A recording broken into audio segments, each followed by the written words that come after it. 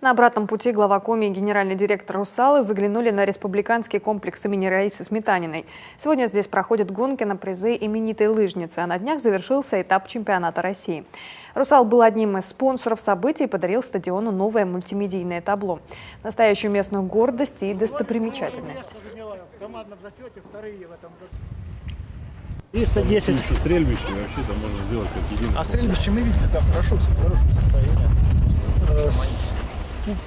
С вашей помощью к чемпионату мы успели собрать, и полностью работало мультимедийное табло, что отвечает всем требованиям. А это трибуны, да, они вот здесь? Да, это трибуны у нас, они давнишние.